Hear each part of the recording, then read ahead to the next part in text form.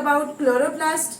So if we talk about mitochondria and chloroplast, they both are actually transducing systems present in the living bodies. Mitochondria आपको heterotrophic cell में मिलेगा और जो chloroplast है वो आपको प्लांट सेल में मिलेगा. सो स्टार्ट हम लोग लेंगे प्लास्टिड से.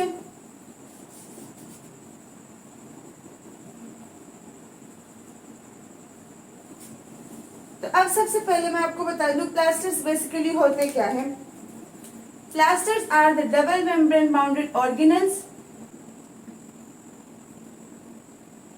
ठीक है, प्लास्टिड के अंदर पे हमारे पास बहुत सारे टाइप्स होती है और उसी टाइप्स में से एक टाइप है जो कि एबंडेंटली प्लांट में प्रेजेंट होता है, जिसकी वजह से प्लांट फोटोसिंथेसिस का प्रोसेस कर रहा होता है, हमें फूड प्रोवाइड कर रहा होता है. तो उसी प्लास्टिड के उसी पार्ट्स को हम लोग आज अपने वीडियो में फोकस करेंगे. राइट. सो ये हमारे पास क्या है, डबल मेम्ब्रेन बाउंडेड ऑर्गेनल है, जिसको 1885 में स्किम्पर, एक साइंटिस्ट है, ठीक है, एक बॉटनिस्ट है, उन्होंने 1885 में इसको डिस्कवर किया था. इसके अलावा इसके प्रेजेंस की अगर बात करें कि ये कहाँ पे कौन कौन से ऑर्गेनिजम्स में ये प्रेजेंट होता है, तो ये बेसिकली प्रेजेंट होता है हमारे पास प्लांट्स में, फंजाई में और प्रोटिस्ट्स में. क्लियर. प्लांट्स में आपको दिखाई देगा क्योंकि प्लास्टिड्स क्या है, इसके अंदर कुछ फोटोसिंथेटिक पिगमेंट्स प्रेजेंट होते हैं. प्लांट क्या कर रहा होता है, फोटोसिंथेसिस का प्रोसेस कर रहा होता है. राइट. तो इसी वजह से ये जो है तो प्लांट्स में प्रेजेंट होते हैं. इसके अलावा एलजी में ये प्रेजेंट होगी क्योंकि आपको पता है ना ब्लू ग्रीन जो एलजी है, जिसको मतलब है बैक्टीरिया बट उसको हम ब्लू ग्रीन एलजीपी कहते हैं. तो वहां पे भी फोटोसिंथेसिस का प्रोसेस हो रहा है, तो वहां पे आपको प्लास्टिड्स मिलेंगे. और बात करें प्रोटिस्ट की, तो प्रोटिस्ट में हमारे पास अंदर पे बहुत सारी कैटेगरीज हैं. Like if we talk about diatoms, तो डाई एटम्स में आपको प्लास्टिड्स मिलेंगे. डीनोफ्लैजिलेट्स में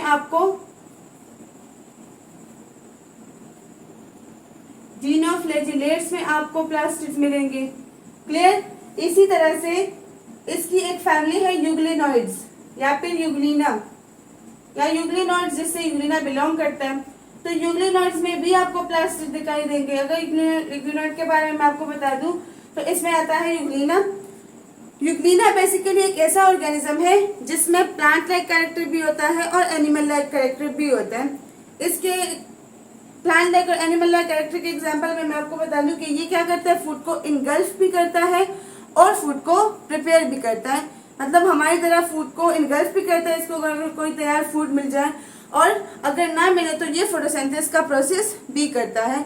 सो for doing the process of photosynthesis it must need to have plastids. ठीक है. तो ये आपको जो प्लास्टिड के मॉलिक्यूल्स है या जो ऑर्गेनल्स है, डबल मेम्ब्रेन ऑर्गेनल्स है, आपको प्लांट में, एल्गी में और प्रोटिस्ट में दिखाई देंगे. यहाँ तक आपको सारी पॉइंट्स क्लियर हो गई. तो इसका बेसिकली जो मेन रोल होता है वो किस चीज में होता है, इसका जो मेन रोल होता है, प्लास्टिड्स का जो मेन रोल होता है वो होता है फैटी एसिड्स के फॉर्मेशन में. क्लियर. और इसके अलावा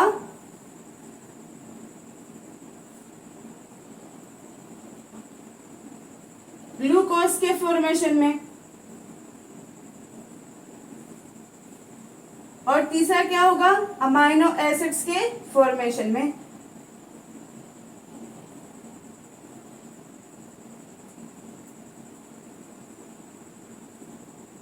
क्लियर.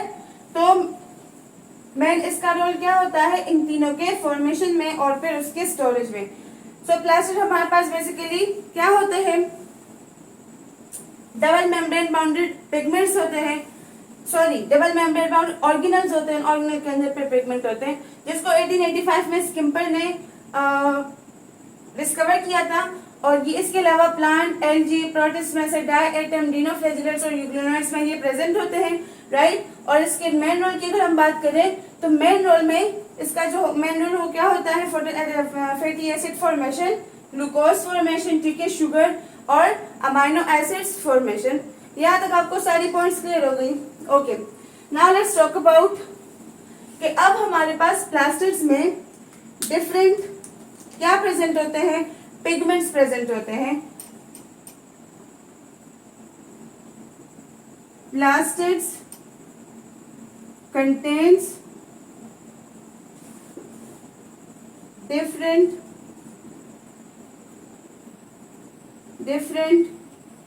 pigments। प्लास्टर में हमारे पास फिर फर्दर डिफरेंट पिगमेंट्स जो है वो प्रेजेंट होती है। इसमें अगर आपको पहले का मैं एग्जांपल दूं, सो दैट इज क्लोरोफिल, जो कि अबंडेंटली आपको प्लांट के क्लोरोफिल नहीं, क्लोरोप्लास्ट प्लांट के उसमें मिलेगा, प्लांट के बॉडीज में मिलेगा, ठीक है। तो सबसे पहले इसमें क्या है, क्लोरोप्लास्ट। दूसरा क्या है, क्रोमोप्लास्ट। दूसरा क्या है, क्रोमोप्लास्ट। और तीसरा है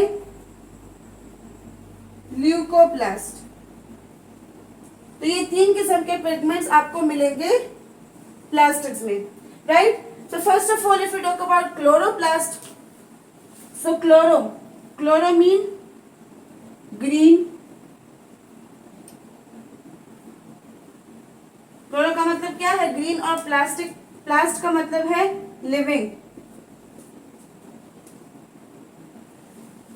तो प्लांट बॉडी के अंदर कुछ पिगमेंट्स प्रेजेंट होते हैं जो कि उसको हम ग्रीन लिविंग होगा ना, जब लिविंग बॉडी में प्रेजेंट होगा तो लिविंग भी होगा, और उसका जो कलर होता है वो क्या होता है, वो ग्रीन होता है। अब क्लोरोप्लास्ट में हमारे पास जो पिगमेंट प्रेजेंट होता है दैट इज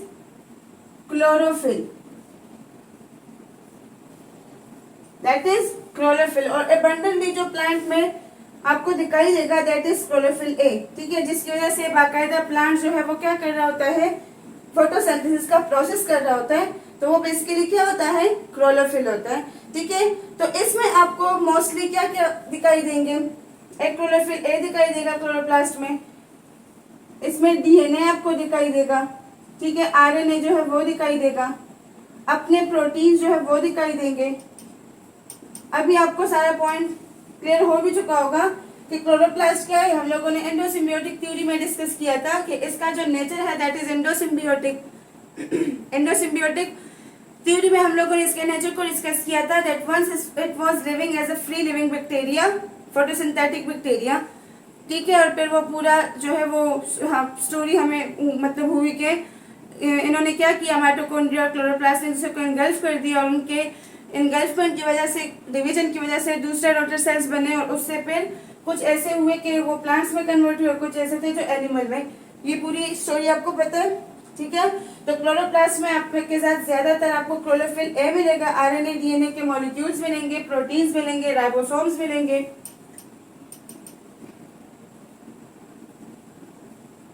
और इसका मेन रोल जो है वो किस चीज में होता है, ये फोटोसिंथेसिस में होता है, ठीक है। प्लांट बॉडी में प्रेजेंट होता है और क्या कर रहे होते हैं, लाइट को कैप्चर कर रहे होते हैं, ठीक है, सनलाइट को कैप्चर कर रहे होते हैं।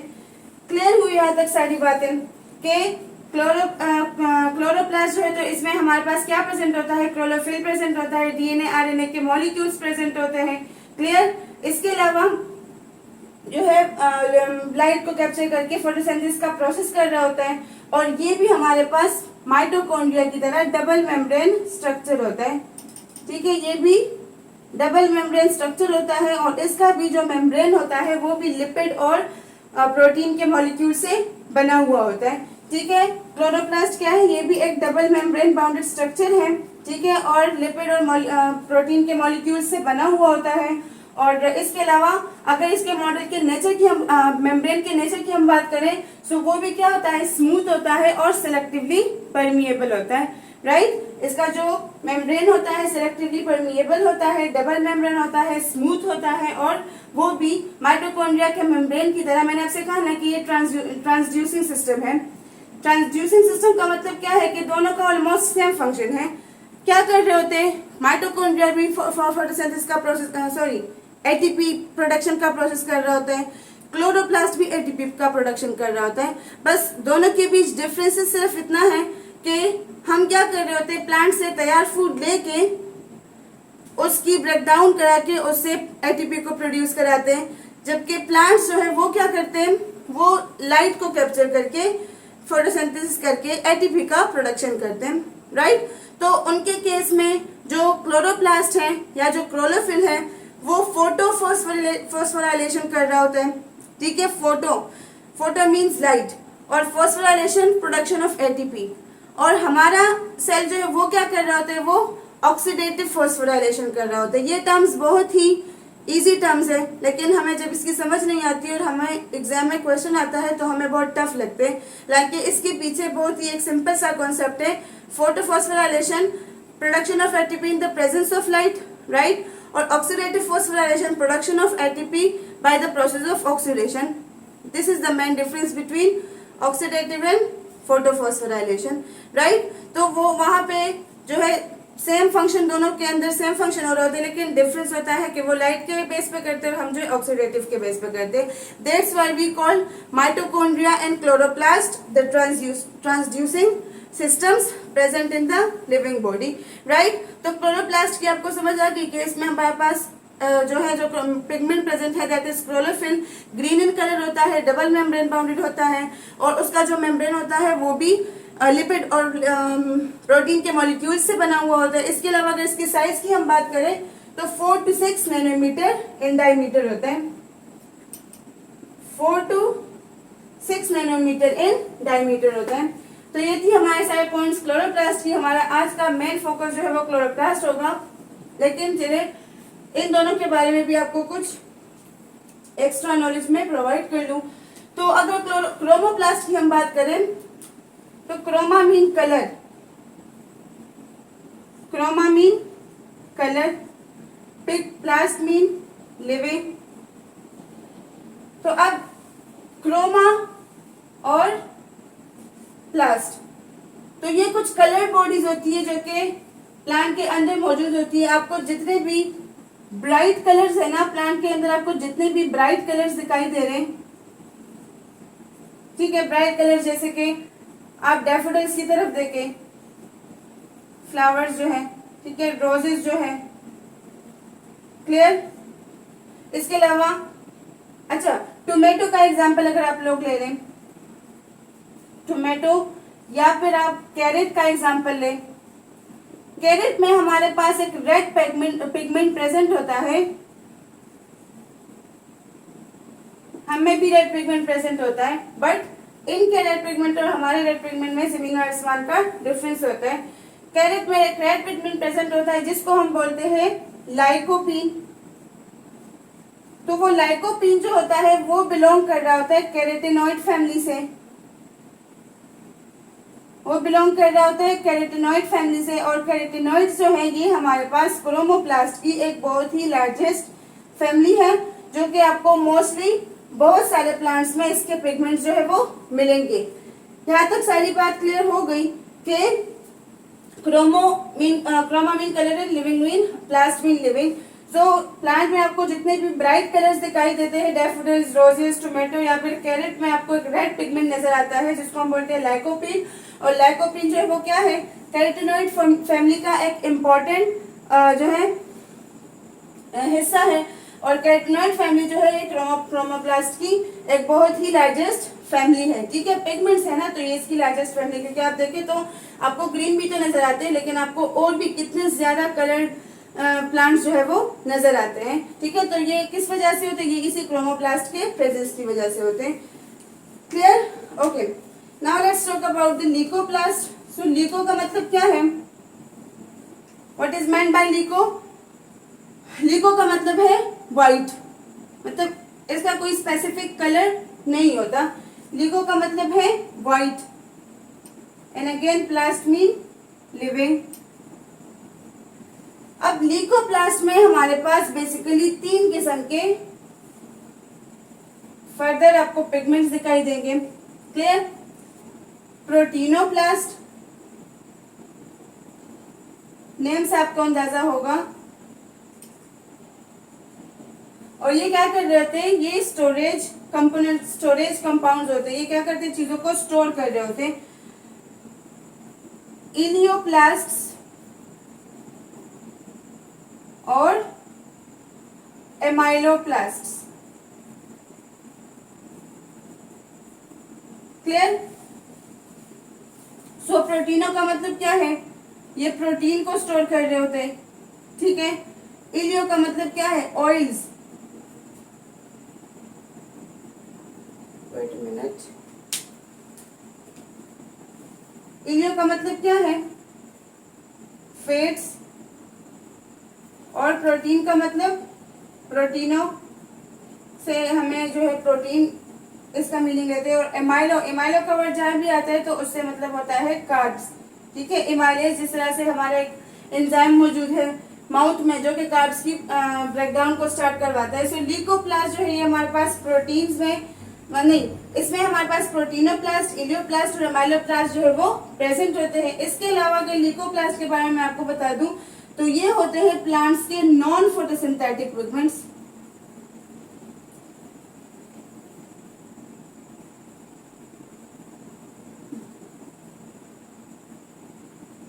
नॉन फोटोसिंथेटिक, या यूं मैं आपको कहूं कि आपको नॉन फोटोसिंथेटिक पार्ट्स में मिलेंगे, प्लांट के नॉन फोटोसिंथेटिक पार्ट्स में आपको मिलेंगे। जैसे आपको मैं बता दूं रूट, जैसे स्टेम या फिर ट्यूबर्स।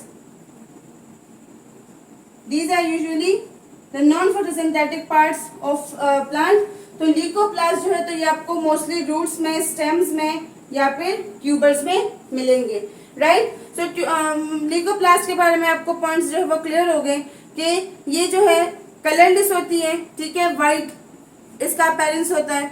और इसके अंदर फर्दर पे हमारे पास 3 किस्म के वो प्रेजेंट हैं, पिगमेंट्स प्रेजेंट हैं, प्रोटीनोप्लास्ट, इलियोप्लास्ट और अमाइलोप्लास्ट। प्रोटीनोप्लास्ट जो प्रोटीन को स्टोर कर रहा होता है, इलियोप्लास्ट ऑयल्स को, और लास्ट में जो है अमाइलोप्लास्ट कार्ब्स को। और ये आपको नॉन फोटोसिंथेटिक पार्ट्स में मिलेंगे। इसका फोटोसिंथेसिस से कोई रोल, कोई इसका जो है तो उससे कोई लेना देना नहीं होता। इसका काम होता है स्टोरेज, ठीक है, चीजों को स्टोर करना। तो जो चीजें ऊपर बनती है ये उसी को नीचे क्या कर रहता है, प्लांट के रूट्स में, उसमें स्टेम में, रूट में और ट्यूबर्स में स्टोर कर रहा होता है। यहाँ तक पॉइंट्स आपको सारी क्लियर हो गई क्लोरोप्लास्ट के डिफरेंट फैमिलीज के बारे में, प्लास्टिक के डिफरेंट फैमिलीज के बारे में।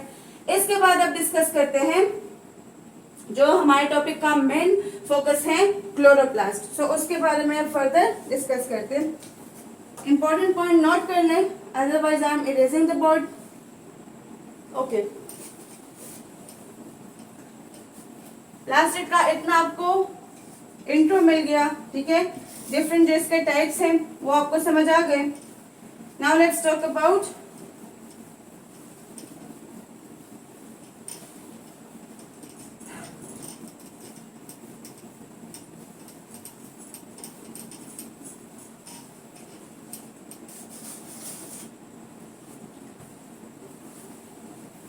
प्लास्टिक का। आपको पता चल गया कि ये हमारे पास membrane bounded, double membrane bounded organelle है, ठीक है, जिसको स्किम्पर ने 1885 में डिस्कवर किया था। और इसके बाद फर्दर इसमें 3 टाइप्स है पिगमेंट जो प्रेजेंट होती है, क्लोरोप्लास्ट, क्रोमोप्लास्ट और लीकोप्लास्ट। क्रोमो जो है, क्लोरो जो है वो ग्रीन कलर के जितने पिगमेंट्स है, ठीक है, प्लांट्स जब ग्रीन नजर आते हैं तो उसमें आपको क्लोरोप्लास्ट दिखाई देंगे। क्लोरोफिल के प्रेजेंस की वजह से वो एक डबल मेम्ब्रेन बाउंडेड ऑर्गेनल है जो कि प्लांट में प्रेजेंट होता है। उनका जो मेम्ब्रेन होता है तो वो भी क्या होता है, लिपिड और मॉलिक्यूल से बना हुआ होता है, डबल होता है, स्मूथ होता है, सेलेक्टिवली परमिएबल होता है, उसको ट्रांसपोर्ट में हेल्प करवा रहा होता है। इसके अलावा साइज की अगर बात करूं मैं तो 4 to 6 नैनोमीटर जो है वो डायमीटर में होता है। इसमें आपको डीएनए, आरएनए, प्रोटीन, राइबोसोम, इन सब के मॉलिक्यूल जो है वो मिलेंगे, राइट। और अगर क्रोमो की हम बात करें तो क्रोमो मीन कलर, तो जितने भी आपको ब्राइट कलर्स प्लांट में दिखाई दे रहे हैं, ठीक है,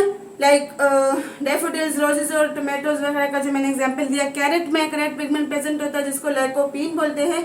ये पॉइंट बहुत इंपॉर्टेंट है, अपने साथ नोट कर ले। तो लाइकोपीन जो है तो वो कैरोटीनॉइड फैमिली से बिलोंग करता है। कैरोटीनॉइड फैमिली जो है वो क्रोमोप्लास्ट की एक बहुत ही लार्जेस्ट फैमिली है जो कि आपको प्लांट्स में ज्यादातर दिखाई देगी। And the third one is leucoplast, जो व्हाइट कलरलेस पिगमेंट होता है, राइट। इसमें फर्दर 3 है, प्रोटीनोप्लास्ट, इलियोप्लास्ट और अमाइलोप्लास्ट। तो ये बेसिकली क्या कर रहे होते हैं, इनका फोटोसिंथेसिस से कोई लेना देना नहीं होता, ये स्टोरेज का काम कर रहे होते हैं, नीचे स्टेम में, रूट में या फिर ट्यूबर्स में प्लांट के प्रेजेंट होता है, और प्रोटीन्स, लिपिड्स और कार्बोहाइड्रेट्स जैसे कंपाउंड्स को स्टोर कर रहा होता है। यहाँ तक सारी पॉइंट्स क्लियर हो गई।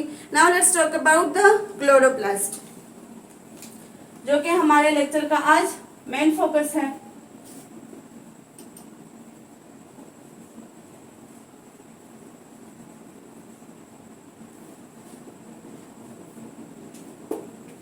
तो क्लोरोप्लास्ट का मैंने आपको बता दिया ना, डबल मेम्ब्रेन बाउंडेड ऑर्गेनल है।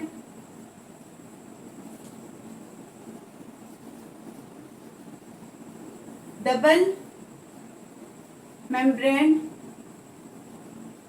ऑर्गेनल है, ठीक है। और इसका जो मेम्ब्रेन होता है वो क्या होता है, स्मूथ भी होता है, क्लियर, सेलेक्टिवली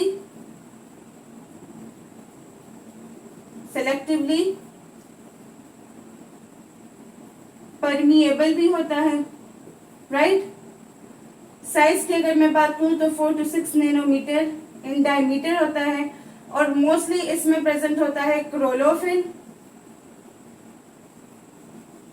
ए जो है वो ज्यादा आपको दिखाई देगा, राइट, अबंडेंस में। और इसके अलावा डीएनए,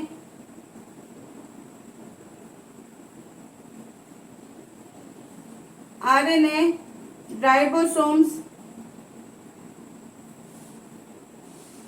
प्रोटीन्स, इन सब के आपको मिलेंगे यहाँ पे क्या, मॉलिक्यूल्स। और इसके अलावा अगर इसके नेचर की या फिर पहले इसके ओरिजिन की बात करें, क्लोरोप्लास्ट के ओरिजिन की अगर हम बात करें तो पहले डिस्कस भी हुआ है, लेकिन चले आप लोग अभी क्या जाएंगे वहां पे, और शायद आप लोगों ने वो लेक्चर नहीं देखा होगा, तो यहाँ पे भी आपको इंशाल्लाह डिटेल मिलेगा।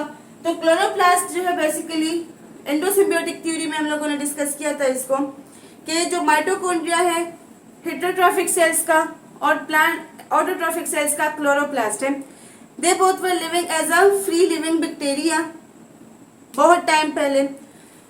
तो माइटोकॉन्ड्रिया जो था वो नॉन फोटोसिंथेटिक था और क्लोरोप्लास्ट जो था ये फोटोसिंथेटिक था, राइट। ये बात मैंने माइटोकॉन्ड्रिया में भी शायद बताई है, अभी स्टिल मैं रिपीट कर रही हूँ। तो इन दोनों के बीच में क्या हुआ, इनगल्फमेंट हुई, ठीक है। माइटोकॉन्ड्रिया को क्लोरोप्लास्ट ने क्या किया, इनगल्फ किया। बट इनकी जो इनगल्फमेंट थी वो ऐसे थी कि माइटोकॉन्ड्रिया क्लोरोप्लास्ट के अंदर पूरी तरह से डाइजेस्ट नहीं हुआ, वो इसके अंदर एक स्पेसिफिक सेपरेट इंडिविजुअल की तरह रह रहा था। इनके भी, क्योंकि उसके पास भी अपना डीएनए आरएनए सब कुछ था, इसके पास भी पूरा अपना डीएनए और पूरा सब कुछ इसके पास मौजूद था। जब इनके बीच में रिप्रोडक्शन हुई और रेप्लिकेशन हुई तो हमारे पास 2 न्यू सेल्स बने।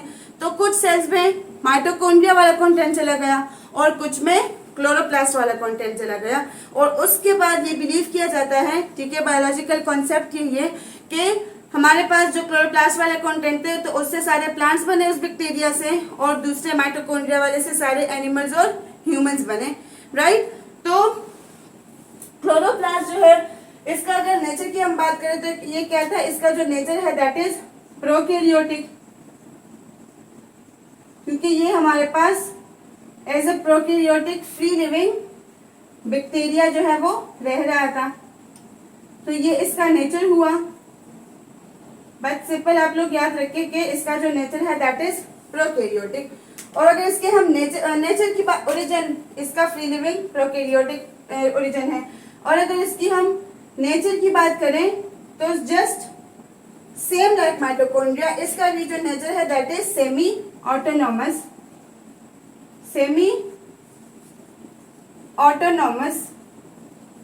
इसका नेचर क्या है, सेमी ऑटोनॉमस है, क्योंकि इसके पास प्रेजेंट होता है अपना circular DNA just as present in mitochondria. इसके पास प्रेजेंट होते हैं अपने 70S ribosomes, clear. Self replicating organelle है, सेल्फ रेप्लिकेटिंग ऑर्गेनल है, और इसके अलावा अपने प्रोटीन की सिंथेसिस जो है वो खुद कर रहे होते हैं, ठीक है। सो इसका जो नेचर है that is semi autonomous, right, और ओरिजिन जो है वो क्या है, प्रोकैरियोटिक ओरिजिन है इसका। तो ये एक छोटा मोटा इंट्रोडक्शन था क्लोरोप्लास्ट के बारे में। अब इसके डायग्राम को समझते हैं और फिर फर्दर इसके डायग्राम में ज्यादा फोकस हम करेंगे स्ट्रोमा और ग्रेना पे, ठीक है, क्योंकि स्ट्रोमा और ग्रेना जो है तो वो मेन काम कर रहे होते हैं फोटोसिंथेसिस का, ठीक है। मैं फोटोसिंथेसिस के जो मेन दो स्टेप्स है ना, लाइट और डार्क रिएक्शन, तो लाइट और डार्क रिएक्शन में कौन काम कर रहा होता है, स्ट्रोमा और ग्रेना। तो उसी स्ट्रोमा और ग्रेना पे हमारा मेन फोकस रहेगा। बाकी जो है तो जो जितने इसके स्ट्रक्चर्स है उसको भी हम डिस्कस करेंगे, लेकिन मेन फोकस हमारा इन दोनों पे रहेगा। तो चलिए इसके डायग्राम को समझते हैं।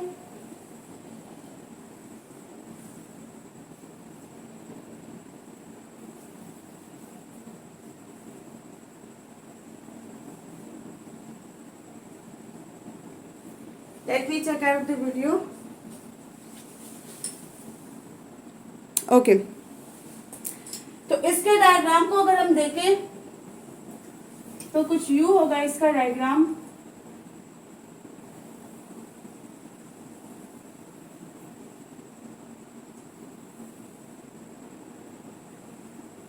कैसा इसका स्ट्रक्चर होता है, डबल मेम्ब्रेन इसका स्ट्रक्चर होता है, ठीक है। इसका स्ट्रक्चर डबल मेम्ब्रेन होता है, स्मूथ होता है, क्लियर।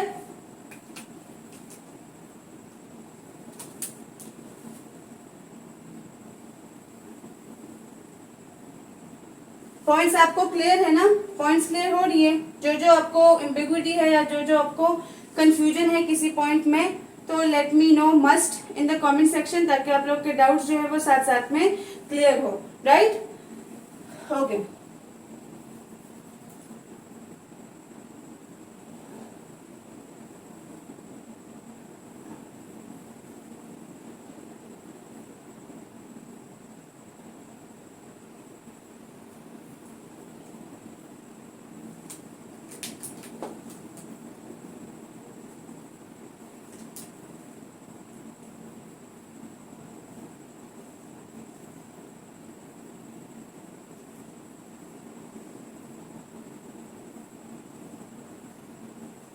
अभी जब हम इसको लेबल करेंगे तो आपको सारे पॉइंट्स क्लियर हो जाएंगे कि ये एग्जैक्टली इसमें प्रेजेंट क्या है।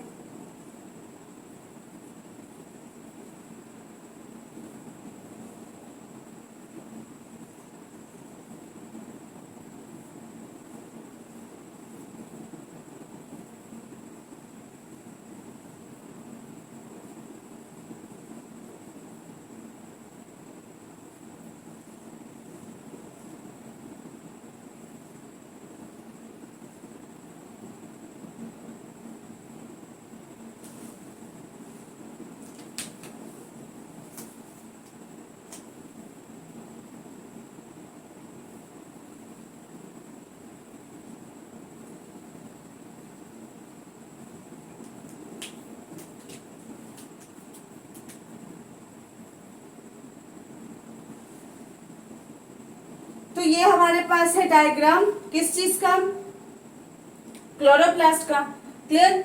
अब इसको करते हैं लेबल।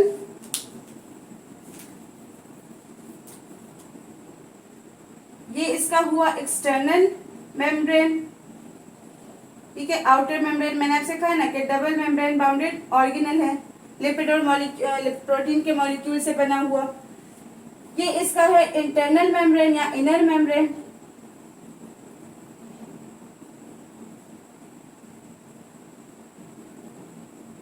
और ये दोनों मिलके बना रहे होते हैं क्लोरोप्लास्ट का एनवेलप, क्लियर। ये जो आपको दिखाई दे रहा है स्पेस, इसको हम लोग बोलते हैं इनर मेम्ब्रेन स्पेस, दो मेम्ब्रेन के बीच में जो स्पेस होता है, इनर मेम्ब्रेन स्पेस, क्लियर। अब यहाँ पे आप लोग देखें, ये आपको मिलेगा क्रोमोसोम के फॉर्म में, ठीक है, जिसमें फर्दर जाके डीएनए बनाना होता है। ये है हमारा डीएनए, ये है डीएनए, ठीक है। कौन सा डीएनए? सर्कुलर डीएनए है। क्लियर? ये आपको जो बहुत सारे आपको दिखाई देंगे, so this is ribosome, this is ribosome.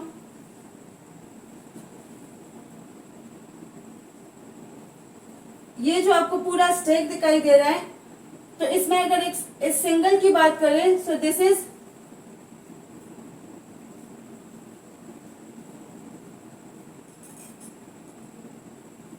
Thylakoid. इसी तरह से अगर हम इस एक सिंगल की बात करें, जैसे कि ये, तो ये हुआ हमारे पास ग्रेनम, ठीक है, इस ग्रेनम।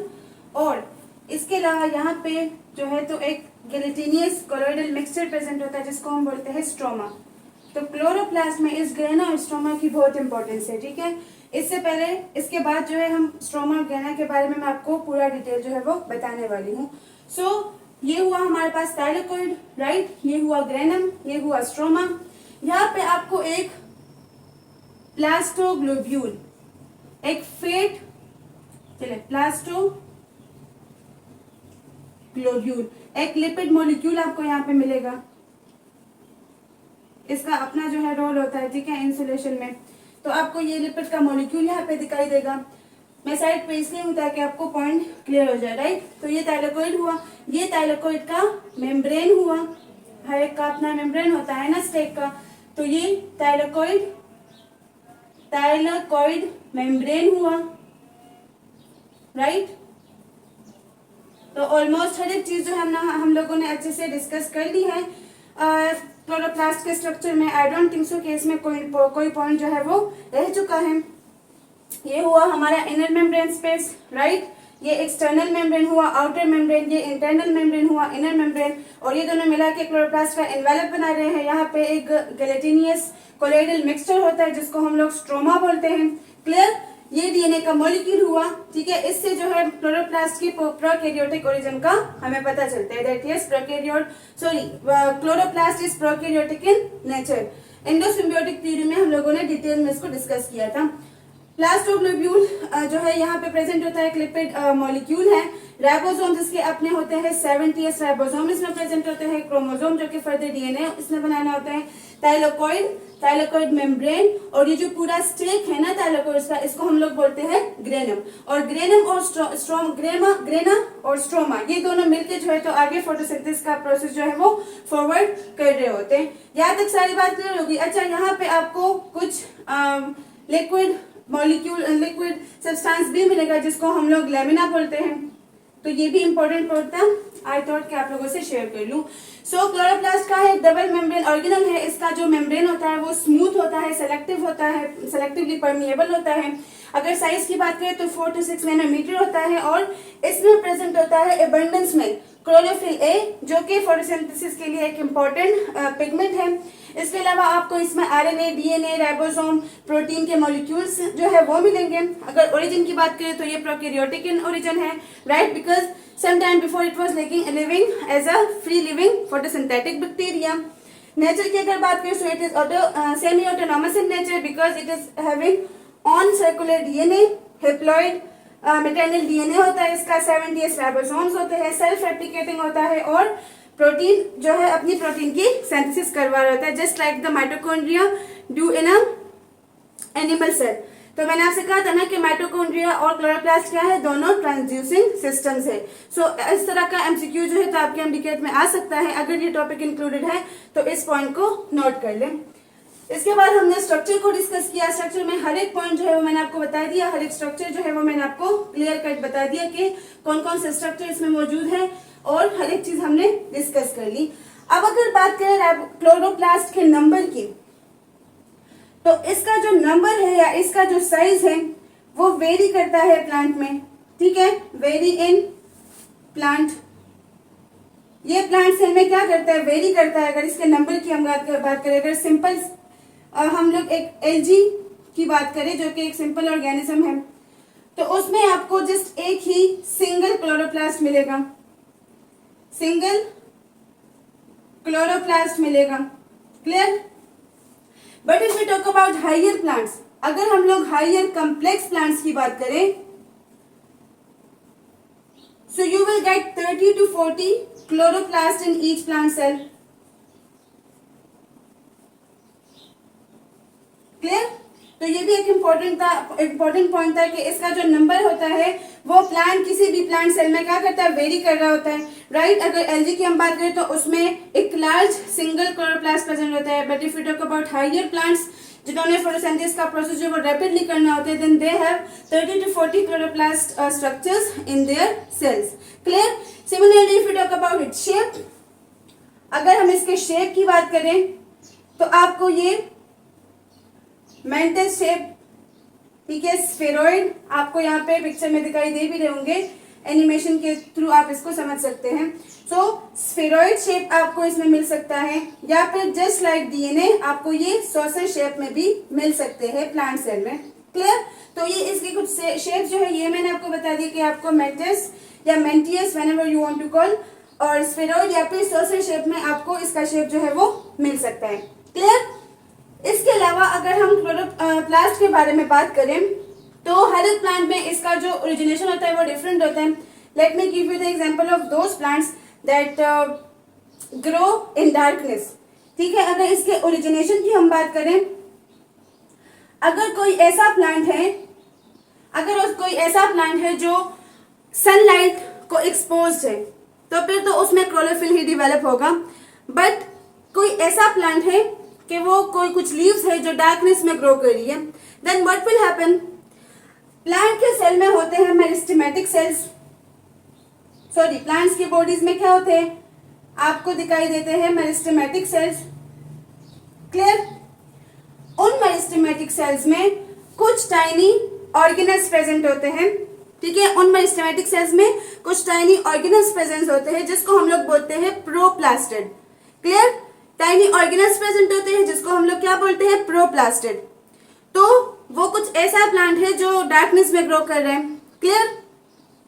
तो उसमें डेवलप होते हैं, अगर वो डार्कनेस में ग्रो कर रहा है, अगर वो प्लांट डार्कनेस में ग्रो कर रहा है तो उसका जो प्रोप्लास्टिड है वो डेवलप हुआ होता है इथियोप्लास्ट में, वो डेवलप हुआ होता है इथियोप्लास्ट में। अब इथियोप्लास्ट क्या है? इथियोप्लास्ट हमारे पास एक येलो प्रिकर्सर है क्लोरोफिल मॉलिक्यूल का।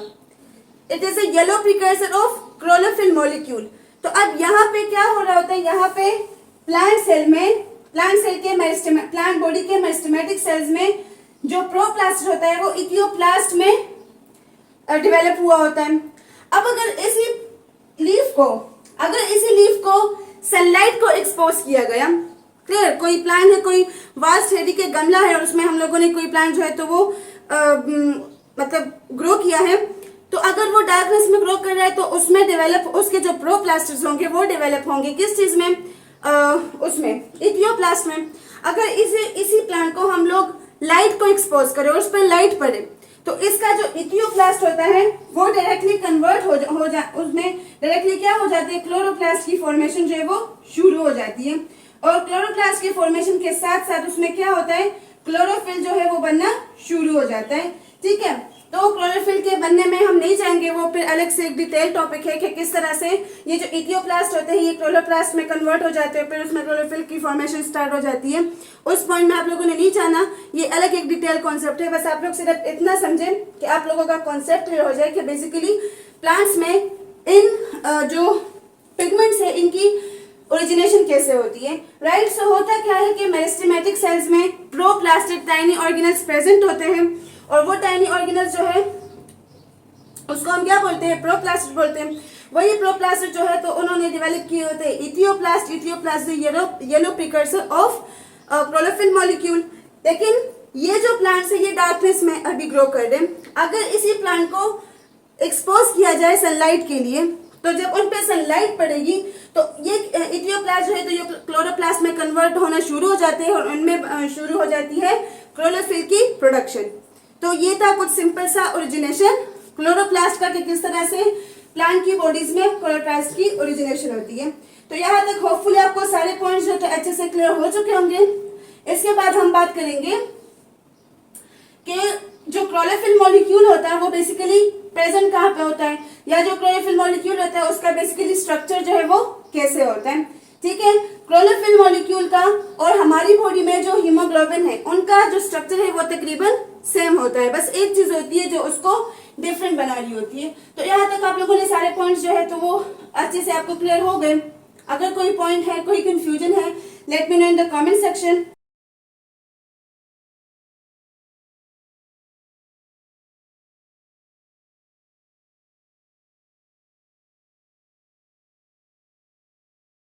मैंने अपने ग्लव से रजिस्टर का काम ले लिया क्योंकि मैं रजिस्टर यहीं पे था, कहीं पता नहीं गुम हो गया। ओके, सो बेसिकली जो क्लोरोप्लास्ट में फोटोसिंथेसिस का प्रोसेस हो रहा होता है वो कौन कर रहा होता है, क्लोरोफिल कर रहा होता है। तो अब हम डिस्कस करेंगे अपने क्लोरोफिल के मॉलिक्यूल को।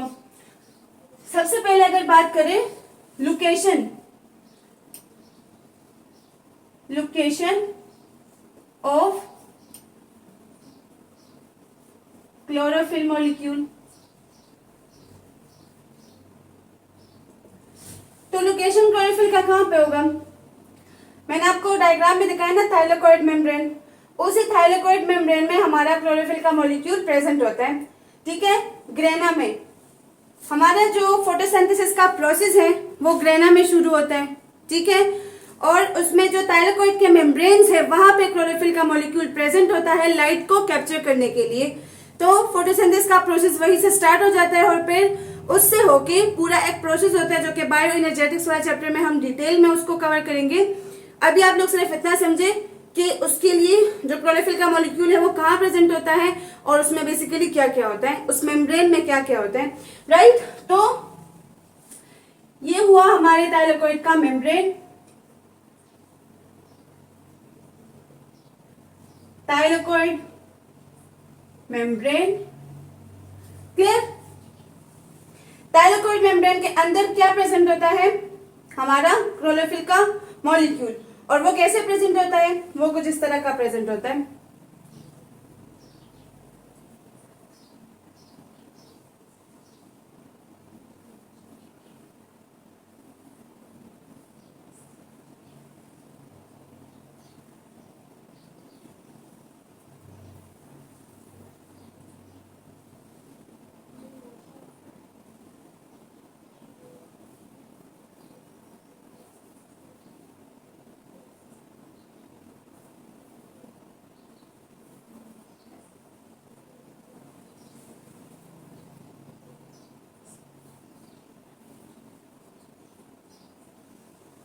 यू आप लोग थाइलेकोइड के डबल मेम्ब्रेन को इमेजिन कर सकते हैं। राइट, ओके,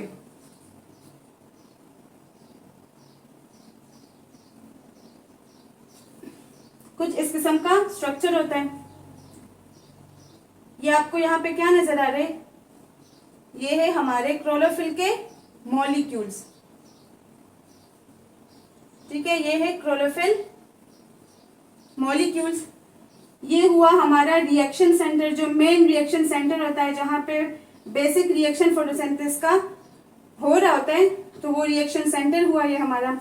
ये है प्राइमरी इलेक्ट्रॉनिक एक्सेप्टर। आप सिर्फ अभी पॉइंट्स को याद करें, इनके बहुत इंपॉर्टेंट फंक्शन है। ठीक है, प्राइमरी इलेक्ट्रॉन एक्सेप्टर, तो इनके जो फंक्शंस है वो काफी इंपॉर्टेंट है, पूरा एक प्रोसेस इनके अंदर चलता है। ये ऐसे ही मैंने स्ट्रक्चर आपको बना के नहीं दिखाया, बट बायो एनर्जेटिक्स वाले चैप्टर में हम डिटेल में जाएंगे। राइट, अभी आप लोग सिर्फ इसके स्ट्रक्चर को समझे, आप इसके लोकेशन को समझे। ये हमारा थाइलेकोइड का मेम्ब्रेन है जहां से फोटोसिंथेसिस का ओरिजिनेशन होती है। ठीक है, फोटोसिंथेसिस प्रोसेस का ओरिजिनेशन जो है वो थाइलेकोइड मेम्ब्रेन से होती है। यहाँ पे प्रेजेंट होता है ग्रेना, और इसके मेम्ब्रेन में प्रेजेंट होते हैं क्लोरोफिल के मॉलिक्यूल्स। ये भी हमारे पास मेन जो क्लोरोफिल ए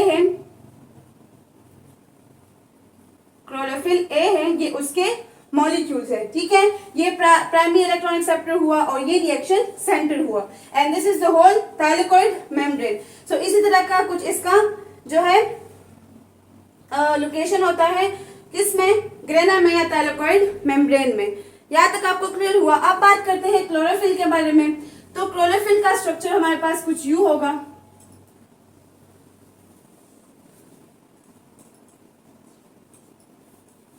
मैंने आपको पहले भी बताया कि हमारे पास जो क्लोरोफिल का मॉलिक्यूल है और हमारी बॉडी में जो हीमोग्लोबिन का मॉलिक्यूल है, they both have same structures.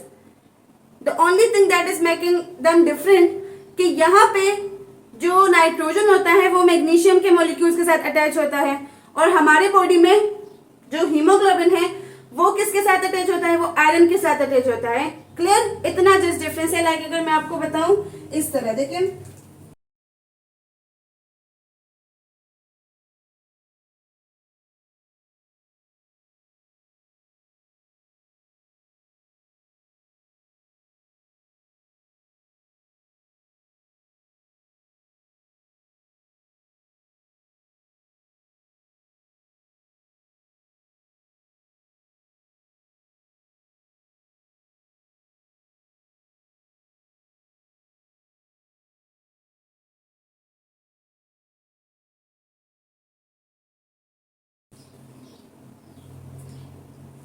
ये बॉन्ड्स अगर आपको डिफरेंट दिखाई दे भी दूसरे स्ट्रक्चर्स में, तो इनका इतना कोई इनके पीछे कोई डीप वो नहीं है, क्योंकि इसमें हो रही होती है डीलोकलाइजेशन। डबल बॉन्ड्स की, इलेक्ट्रॉन्स की डीलोकलाइजेशन हो रही होती है, तो डबल बॉन्ड्स जो है वो चेंज होते रहते हैं, और यही जो डबल बॉन्ड्स चेंज हो रहे होते हैं या डीलोकलाइजेशन हो रही होती है इलेक्ट्रॉन की, यही कर रहा होता है लाइट को कैप्चर और कर रहा होता है फोटोसिंथेसिस का प्रोसेस। क्लियर? तो ये हुआ हमारे क्लोरोफिल का मॉलिक्यूल का स्ट्रक्चर। और ये भी मैं आपको एक इंपॉर्टेंट पॉइंट बता रही हूँ एमडीकेट के हवाले से कि अगर आपको क्वेश्चन आ भी जाए तो क्लोरोफिल मॉलिक्यूल और हीमोग्लोबिन मॉलिक्यूल, इन दोनों में बीच का जो डिफरेंस है वो सिर्फ इसी Mg की वजह से कि यहाँ पे आपको Mg दिखाई दे रहा है, वहां पे आपको जो है आयरन का मॉलिक्यूल दिखेगा। तो यहाँ तक आपको दोनों स्ट्रक्चर जो अच्छे से क्लियर हो गए। यहाँ भी क्लोरोफिल के मॉलिक्यूल होंगे, राइट? इसमें क्या पड़ रही होती है, लाइट, और ये लाइट को कर रहे होते हैं कैप्चर, और फोटोसिंथेसिस का प्रोसेस जो है वो स्टार्ट कर देते हैं। क्लियर? तो ये कुछ दो स्ट्रक्चर्स थे, आज तोड़ के आप लोगों से इसको डिस्कस कर लूं। इसके बाद अब हम मेन जो दो स्ट्रक्चर्स है, या चले पहले ओवरऑल स्ट्रक्चर को डिस्कस करते हैं उसका क्लोरोप्लास्ट का, और फिर हमारा मेन फोकस स्ट्रोमा और ग्रेना पे रहेगा। तो इसको करते हैं इरेज।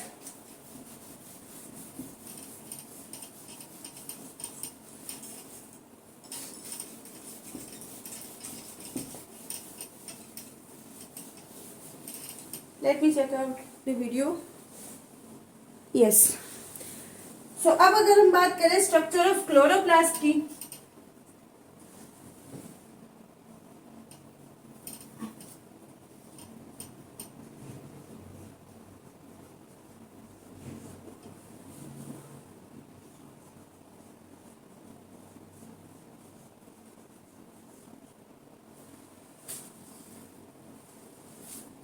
तो स्ट्रक्चर ऑफ क्लोरोप्लास्ट में हम लोगों ने क्या क्या स्टडी किया था?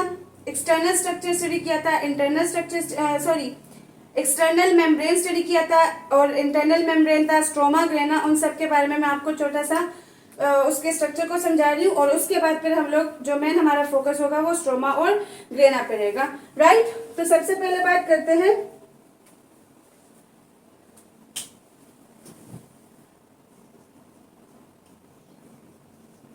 एक्सटर्नल मेम्ब्रेन की।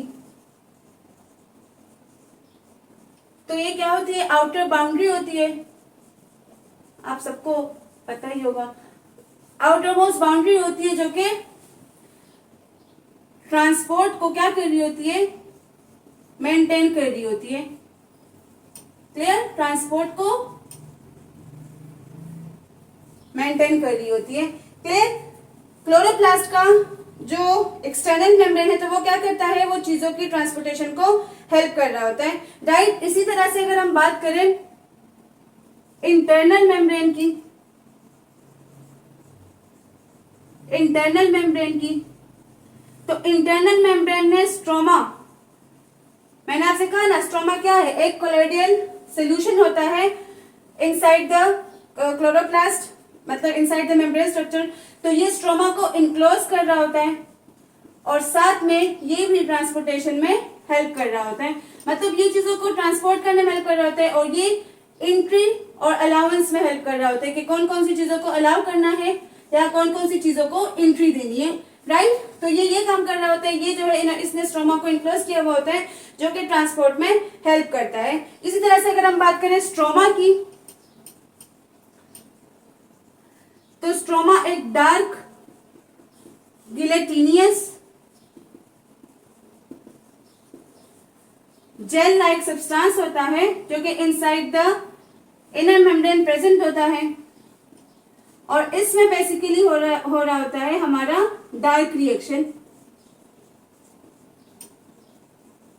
इसमें हो रहा होता है डार्क रिएक्शन, राइट। प्लास्टिड का टॉपिक जो है वो मतलब आप अगर एमडीकेट के सिलेबस में देखें तो शायद आपको प्लास्टिक का टॉपिक नहीं मिलेगा, तो मे भी आप इसको छोड़ भी देते हैं, लेकिन उसको छोड़ना बिल्कुल भी नहीं है क्योंकि बायो एनर्जेटिक्स का जो चैप्टर है वो एमडीकेट हवाले से बहुत ज्यादा इंपॉर्टेंट चैप्टर है, बहुत ज्यादा। और उसके अंडरस्टैंडिंग के लिए आपको ये चैप्टर जो है तो ये टॉपिक जो है तो बहुत डीप में अंडरस्टैंड करना होता है।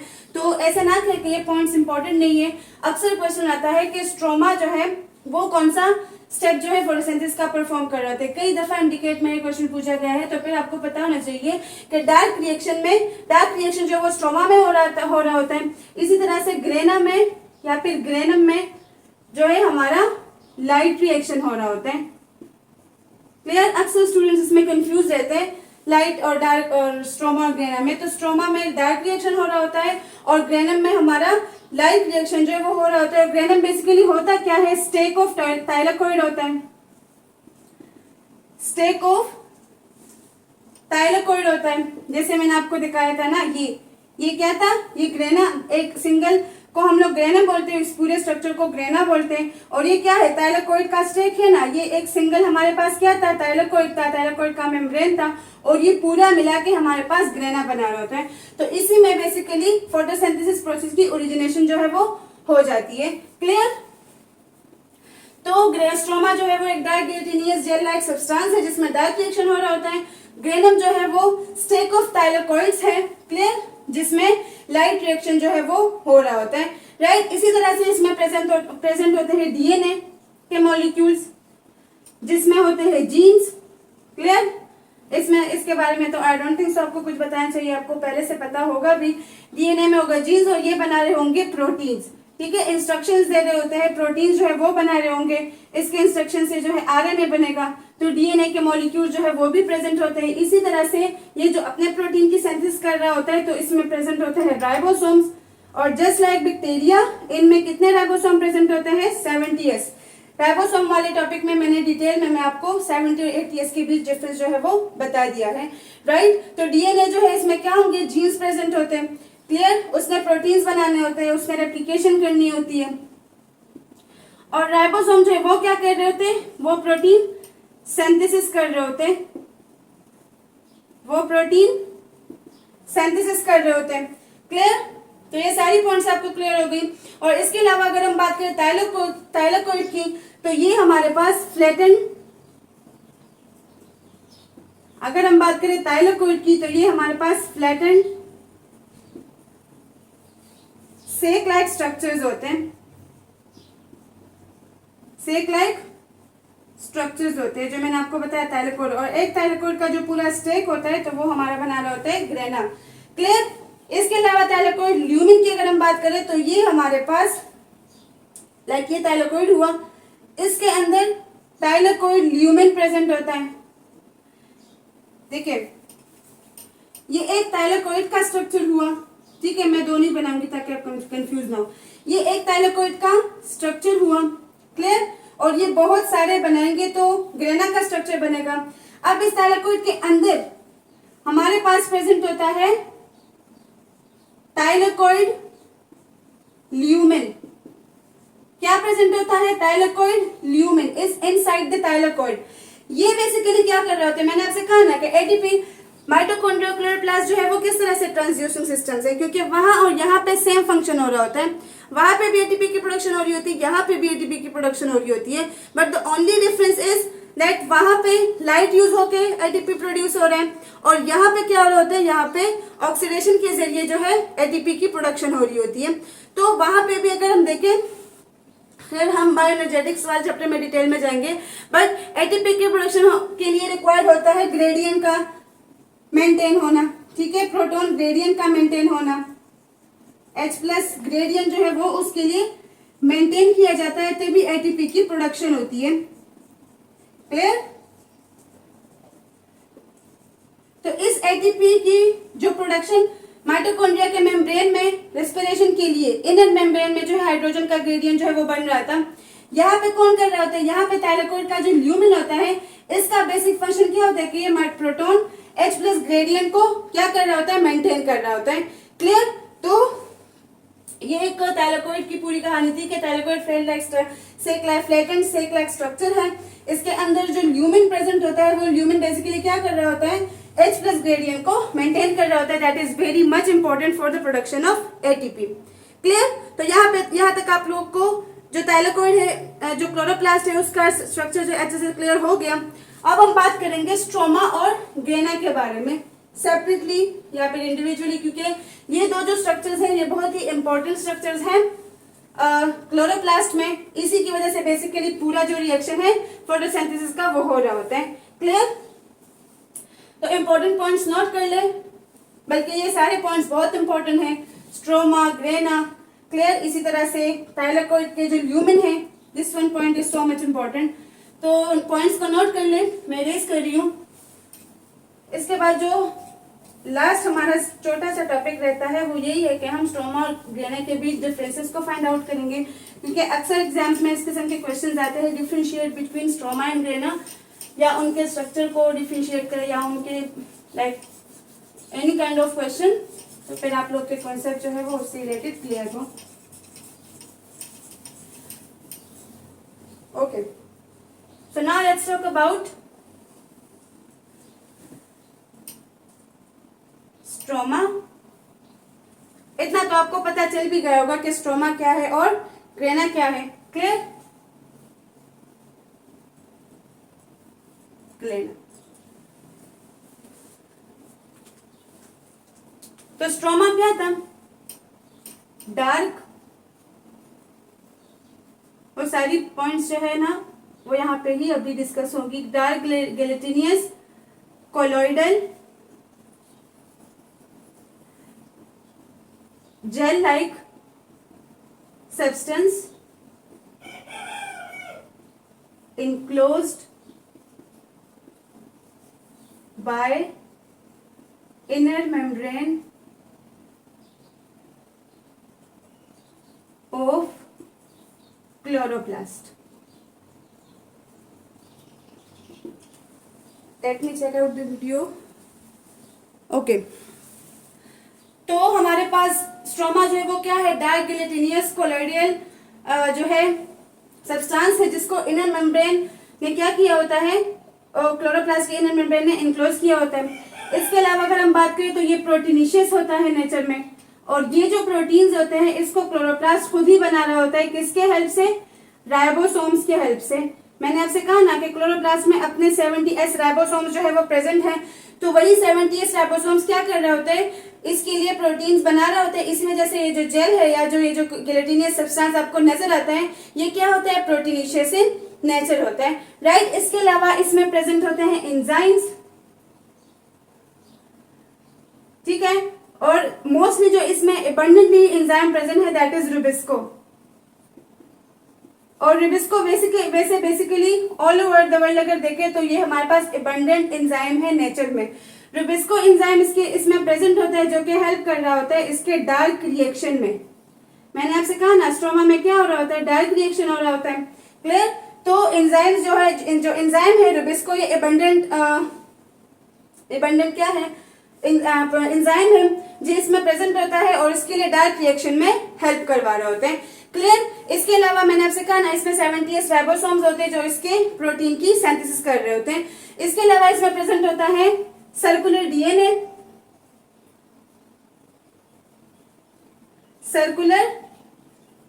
And again I am repeating, इस सर्कुलर डीएनए की वजह से इसके ओरिजिन का भी पता चलता है कि ये क्या है, ये हमारे पास प्रोकैरियोटिक इन नेचर है। इसको हम लोग प्लास्टिडोम भी बोलते हैं, प्लास्टिडोम भी बोलते हैं।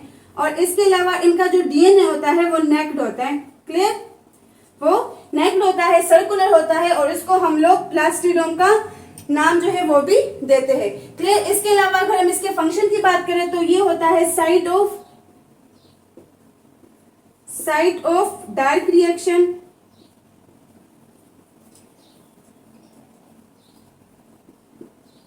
साइट ऑफ डार्क रिएक्शन हो रहा होता है, ठीक है। मतलब सिंपल अगर बताए तो site of carbohydrates formation, carbs की जो फॉर्मेशन होती है वो यहीं पे होती है ना। फोटोसिंथेसिस के रिजल्ट में हमारे पास क्या बनता है, स्टार्च बनता है, शुगर बनता है। सो शुगर और स्टार्च जो है वो क्या है, कार्ब्स है। तो इसमें बेसिकली हो रही होती है कार्ब्स की फॉर्मेशन, और जो फोटोसिंथेसिस का सेकेंड स्टेप है डार्क रिएक्शन, तो वो भी हो रहा होता है स्ट्रोमा में, क्लियर। इसके अलावा अगर हम बात करें तो अच्छा, ये सारी बातें थी स्ट्रोमा के बारे में कि ये dark gelatinous colloidal gel like substance होता है जिसको इनर मेम्ब्रेन ऑफ क्लोरोप्लास्ट में इनक्लोज किया हुआ होता है। इसके अलावा प्रोटीनेशियस इन नेचर होता है, और ये जो प्रोटीन्स होती है बेसिकली इसको कौन बना रहा होता है, इसके अपने 70s राइबोसोम्स बना रहे होते हैं, राइट। इसके अलावा इसमें एंजाइम की हमने बात की कि इसमें रुबिस्को एंजाइम प्रेजेंट होता है। रुबिस्को जो है तो ये हमारे पास एबंडेंट, ये जो एंजाइम है ये एबंडेंस में हमारे पास प्रेजेंट, और एबंडेंस में क्यों प्रेजेंट नहीं होगा, क्योंकि प्लांट्स जो है वो कितने ज्यादा है, फोटोसिंथेसिस का प्रोसेस कर रहे होते हैं, उनको फोटोसिंथेसिस के लिए रुबिस्को चाहिए होता है, तो रुबिस्को इसी वजह से भी ज्यादा है। जिस तरह से सेलुलोज हमारे पास एबंडेंट फाइबर है वर्ल्ड वाइड, तो इसी तरह ये भी हमारे पास एबंडेंट प्रोटीन है, ठीक है, जो कि प्लांट बॉडी में प्रेजेंट होता है और हेल्प कर रहा होता है डार्क रिएक्शन में। इसी तरह से अगर हम बात करें तो इसमें सर्कुलर डीएनए प्रेजेंट होता है जिसको हम लोग प्लास्टिडोम भी बोलते हैं, और इनका जो डीएनए होता है वो नेक्ड होता है, क्लियर। और इसके अलावा ये डार्क रिएक्शन में हेल्प कर रहा होता है और कार्ब्स की फॉर्मेशन में हेल्प कर रहा होता है। यहाँ तक सारी पॉइंट्स आपको क्लियर हो गई। If you have any doubt late me know in the comment section, clear. अब इसके बाद बात करते हैं ग्रेना की। अब ग्रेना क्या है, ये हमारे पास स्मॉल डार्क ग्रैनुलर सेक्स होते हैं,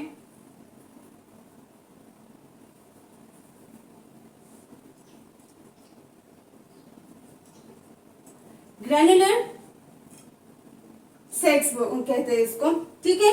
ये हमारे पास स्मॉल डार्क ग्रैनुलर सेक्स होते हैं, और ये जब हमारे पास से लाइक ये हुआ हमारे पास एक थाइलेकोइड, और ये जब पूरा स्टेक बनाते हैं तो इसको हम लोग फिर क्या बोलते हैं, इसको हम लोग बोलते हैं ग्रेना या फिर ग्रेनम, क्लियर।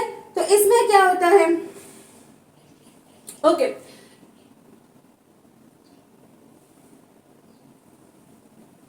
ये क्या कर रहा होता है, इसको भी इनक्लोज किया होता है इनर मेम्ब्रेन ने, इसको भी इनर मेम्ब्रेन ने इनक्लोज किया हुआ होता है, ठीक है। मैंने आपको स्ट्रक्चर में दिखाया था ना कि यहाँ पे जो है तो सारे ग्रेना प्रेजेंट होते हैं, तो जो स्ट्रोमा है जो इनसाइड गिलेटिनियस लिक्विड है उसको भी इसने इनक्लोज किया होता है इनर मेम्ब्रेन ने, और साथ में इस जो ग्रेना है इसको भी किसने इनक्लोज किया होता है, थाइलेकोइड जो इनर मेम्ब्रेन है क्लोरोप्लास्ट का, क्लियर।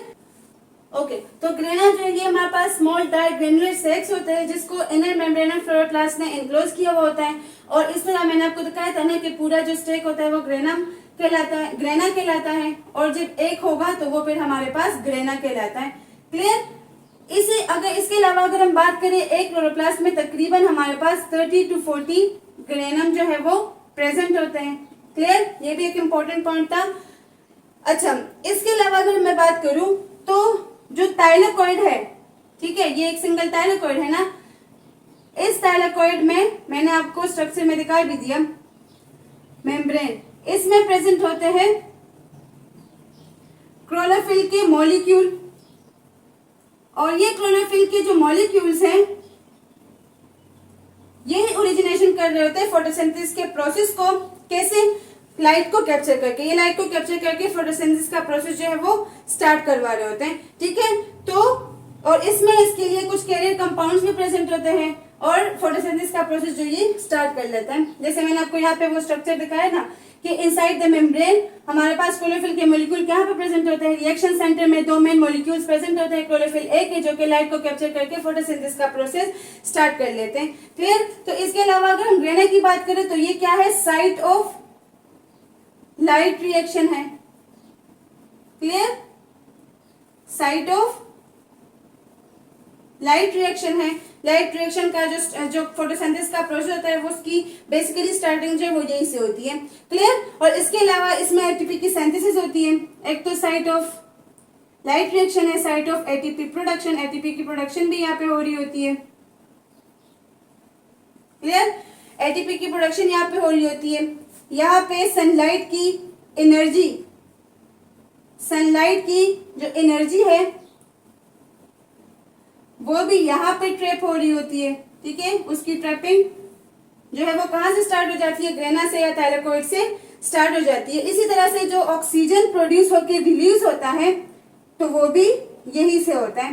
क्लियर। डिटेल में हम लोग बायो एनर्जेटिक्स वाले चैप्टर में जाएंगे। अगेन आई एम टेलिंग, तो ये था पूरा जो डिफरेंट पॉइंट्स थे स्ट्रोमा और ग्रेना के बारे में। स्ट्रोमा क्या है, dark gelatinous colloidal gel like substance है जिसको इनर मेम्ब्रेन ऑफ क्लोरोप्लास्ट ने इनक्लोज किया हुआ होता है। प्रोटीनिशियस इन नेचर होता है। ठीक है, ये प्रोटीन जो है ये बेसिकली राइबोसोम्स बना रहे होते हैं। 78 राइबोसोम इनमें प्रेजेंट होते हैं। इसके अलावा एंजाइम जो है इसमें दुनिया का अबंडेंट प्रोटीन जो है वो प्रेजेंट होता है। रोबिस्को एंजाइम प्रेजेंट होता है जो कि इसके प्रोसेस में हेल्प कर रहा होता है। क्लियर। इसके अलावा इसके डीएनए जो है वो सर्कुलर होता है, नेक्ट होता है जिसको हम लोग प्लास्टिडोम भी बोलते हैं। ये पॉइंट अक्सर एमसीक्यू में आता है, प्लास्टिडोम। ठीक है, तो इसके पीछे इतने डिफिकल्ट कॉन्सेप्ट्स नहीं छुपे हुए होते, लेकिन हमें पॉइंट का एग्जैक्ट पता नहीं होता। राइट, तो प्लास्टिडोम जो है वो इसमें प्रेजेंट होता है। इसके अलावा अगर स्ट्रोमा की बात करें तो it is a site of dark reaction और carbs formation. Clear. Similarly grana, so it's a small dark granular sac like structure that is present inside the inner membrane of chloroplast. Each chloroplast contains 30 to 40 granum structures. And if we talk about the thylakoid membrane, so thylakoid membrane contains chlorophyll molecules. Clear?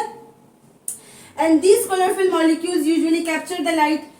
They are usually helpful for ATP production, sunlight energy trapping, and even the energy जो oxygen बन जाता है उसकी release होती है तो वो भी इसी स्ट्रक्चर के जरिए जो है प्लांट से ऑक्सीजन जो वो रिलीज हो रहा होता है।